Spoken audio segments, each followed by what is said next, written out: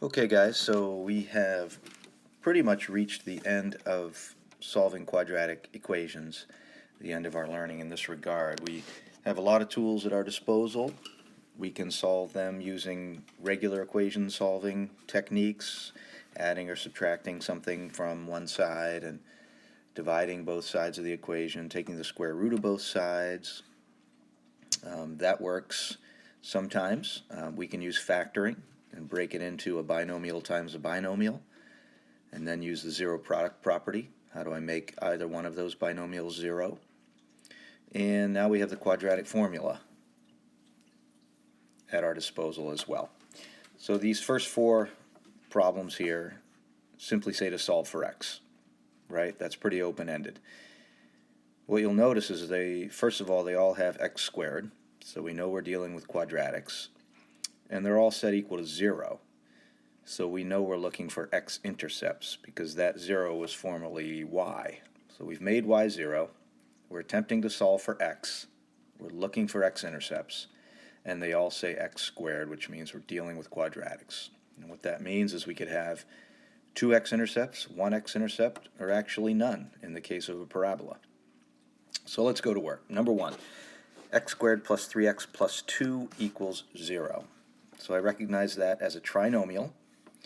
There's the potential that I could factor that into two binomials, right? A binomial times a binomial equals 0. It's FOIL in reverse, more or less. Now, sometimes it works, sometimes it doesn't. But you have to know what you're looking for. So I'm going to make my little diamond problem over here, or my x problem. What I'm trying to get here and here, I know the first two are x and x. It's the only way to get x squared. But what I'm trying to add into those two binomials are two numbers that multiply to 2 and add to 2. Add to 3. So multiply to 2, add to 3. So I put the 2 up top, I put the 3 down below. This is multiply, this is add. And what are those two numbers? Obviously 2 and 1. So x plus 2 times x plus 1. You could work it out for yourself by foiling, and you would indeed get x squared plus 1x plus 2x, that's 3x, plus 2. And that factoring has allowed us to see the solutions very plainly. If I make x negative 2, that first binomial on the left would become 0. And if I make x negative 1, the binomial on the right would become 0. So either one of those two for x would solve this equation, and you can test that by plugging both of those values into the original equation as well, and you would find that the entire left side becomes 0. So that's using factoring to solve a quadratic equation. All right, let's move to number 2. Number 2 is also a trinomial, equals 0. I could attempt factoring. I could think about factoring. We're looking for two numbers that multiply to 1 and add to 6. Well, hopefully you can see pretty quickly that that's not going to happen. There are no two numbers that add to 1 and multiply to 6. So factoring is not going to work as a method here. So plan B. I wonder if I could subtract 1 from both sides. You certainly could, but that's still going to leave you with x squared plus 6x that we're not going to have much luck with. So this is where we move to the quadratic formula. So I'm going to separate these. The quadratic formula is x equals the opposite of b plus or minus the square root of b squared minus 4ac all over 2a. Okay. Now let's replace our values.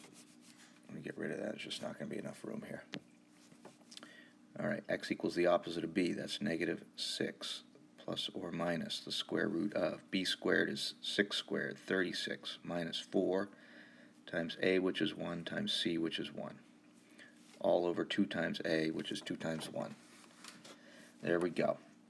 X equals, let's take care of the discriminant. The square root of 36 minus 4 That's 32 over 2. The square root of 32 is going to be about 5.7-ish, let's call it. Let me bust that out real quick. What are we looking for? Square root of 32? And that is going to be 5.7. So we have x equals -6 plus 5.7 over 2, and -6 minus 5.7 over 2. You can see how we're going to get two solutions. So that's going to be 0.3 over 2 and -11.7 over 2. And we're going to end up with 0.15 and -5.9.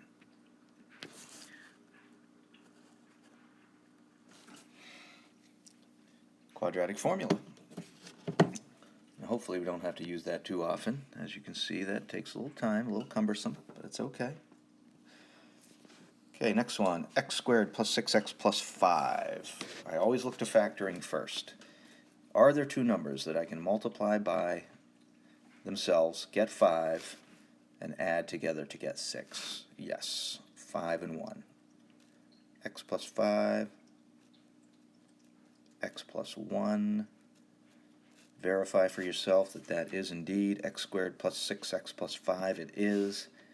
And zero product property says the two solutions to this are -5 and -1. It's nice when you can factor. Okay, number 4. Again, we look for factoring first. This time a is not 1. That's a minor problem. Let's go through how to deal with that.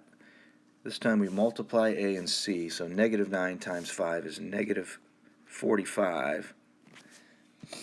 That's what we're looking to get to with multiplication. We're also looking to add to 4.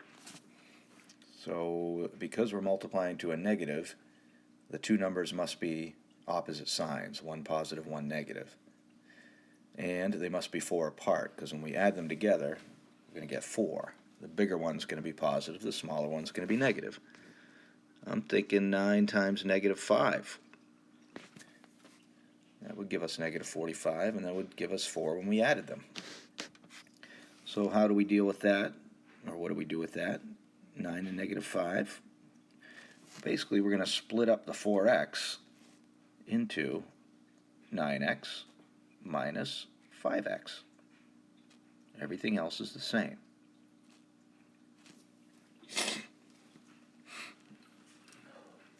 And the way I set this up, you can see we had a little problem with this one of the times I showed you how to deal with this.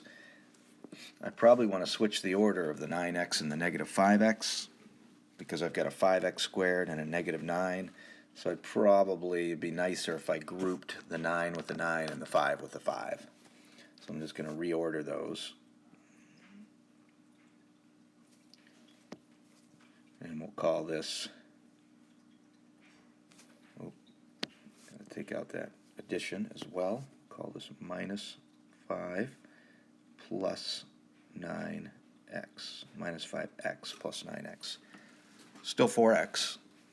But now when I do my grouping, I group these together, and I'm going to group these together. It'll be nicer. Okay, so I'm going to pull out the 5x from the first two terms.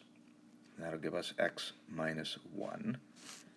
And I'm going to pull out a 9 and get x minus 1. That's very convenient because ultimately I have 5x plus 9 times x minus 1 equals 0.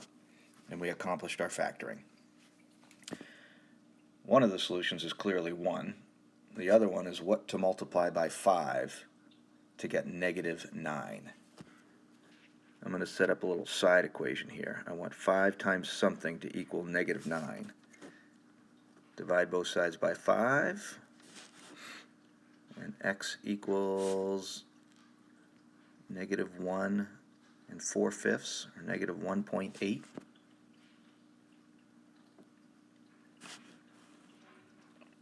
And there you have it. Okay, the rest of the problems are just the using the discriminant, but let's look at those. Find how many, I want to look at these because the directions might not be clear to you. Find how many solutions exist. Oh, they did tell you to use the discriminant.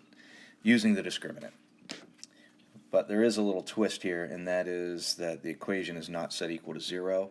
You can't use the quadratic formula, or you can't use a discriminant unless the equation is set equal to 0.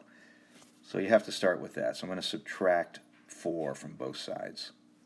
Totally legal maneuver. We have an equation.